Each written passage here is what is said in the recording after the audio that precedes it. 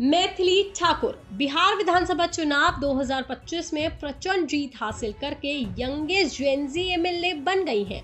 महज 25 साल की उम्र में उन्होंने वो कर दिखाया है जो बड़े बड़े रणनीतिकार भी नहीं कर पाए।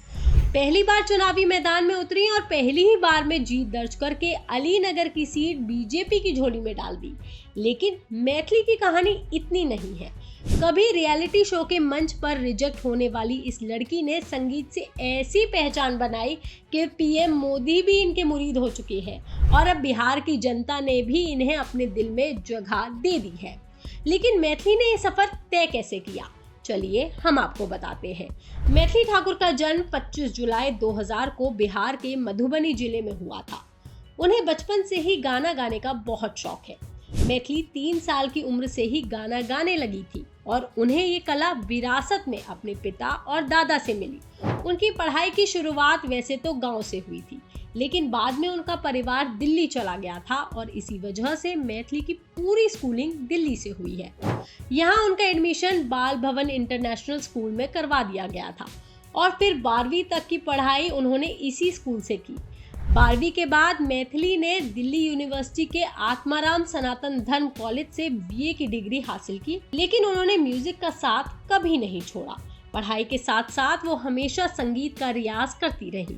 उनके पिता दिल्ली में म्यूजिक क्लासेस चलाते थे और इसी कमाई से उनका घर भी चलता था। लेकिन मैथिली म्यूजिक को बस अपना शौक समझती थी, मगर इसी शौक ने उनकी जिंदगी बदल दी। दरअसल जब मैथिली छोटी थी तो उनके घर की आर्थिक स्थिति ठीक नहीं थी और वो उसे हमेशा से बदलना चाहती थी, जिसका सबसे सुनहरा मौका उन्हें म्यूजिक ने ही दिया। पहले मैथिली इतना बढ़िया नहीं गाती थी, लेकिन लगातार रियाज और कड़ी मेहनत के बाद उनको ये मुकाम मिला है। सबसे पहले मैथिली सारेगामापा लिटिल चैम्प्स में दिखाई दी थी। तब वो महज 11 साल की थी, लेकिन इस शो में वो नहीं गा पाई थी। इसके बाद वो इंडियन आइडल 2 जूनियर के ऑडिशन में गई थी, जिसके क्लिप आपने भी जरूर देखे होंगे, जहां पर उनकी आवाज ने जजेस को मंत्रमुग्ध कर दिया था। मगर ये शो उनको जगह नहीं दे पाया था।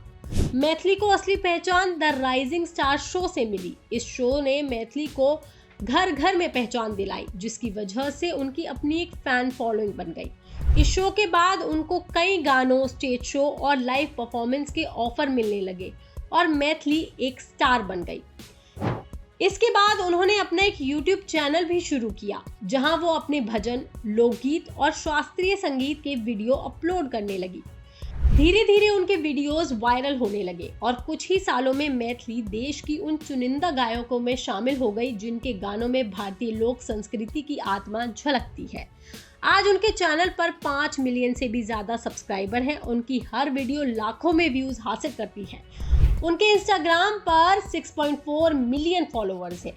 मैथिली ठाकुर तकरीबन 5 सालों से सोशल मीडिया का जाना पहचाना चेहरा है। लोग भक्ति गीत, छठ गीत, पारंपरिक मैथिली गीतों के लिए जानी जाती हैं। इसके लिए उन्हें पीएम मोदी से अवार्ड भी मिल चुका है। जी हाँ, प्रधानमंत्री नरेंद्र मोदी ने 2024 में उन्हें नेशनल क्रिएटिव अवार्ड की culture ambassador of the year category में सम्मानित किया था और इस मुलाकात में पीएम मोदी भी उनके मुरीद हो गए थे।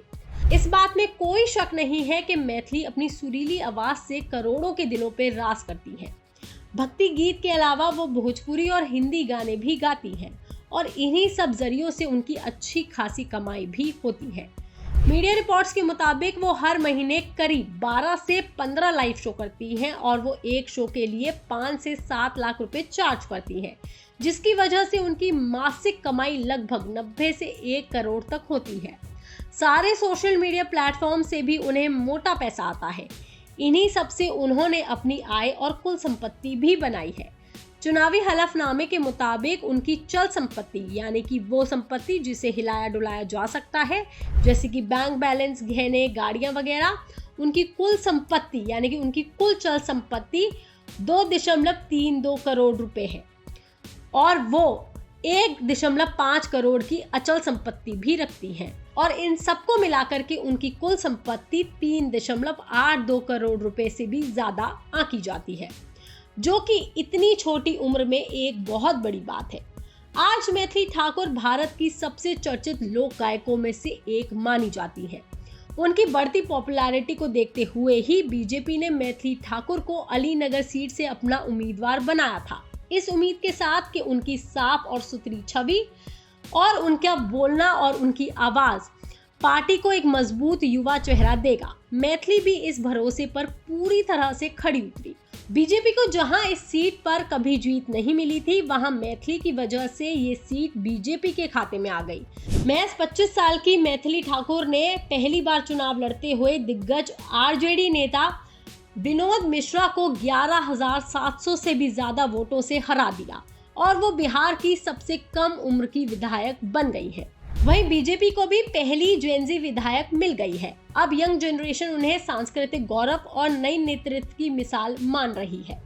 जीत के बाद पूरे क्षेत्र में जश्न का माहौल है। विधायक बनने के बाद मैथिली ने वादा किया है कि वो लड़कियों की शिक्षा को मजबूत करेंगी, युवाओं के लिए रोजगार बढ़ाएंगी, स्कूलों में मिथिला पेंटिंग को बढ़ावा देंगी और अलीनगर का नाम बदलकर सीतानगर करने की कोशिश करेंगी। उनकी जीत ने ये तो दिखा दिया है कि कोई काम करने के लिए उम्र की कोई सीमा नहीं होती। अगर इरादे मजबूत हो और जनता का साथ हो तो कुछ भी हो सकता है। इस खबर पर, इस जानकारी पर आपका क्या कहना है, आप हमें कमेंट करके जरूर बताएं। बाकी तमाम खबरों के लिए आप देखते रहिए लोकमत हिंदी।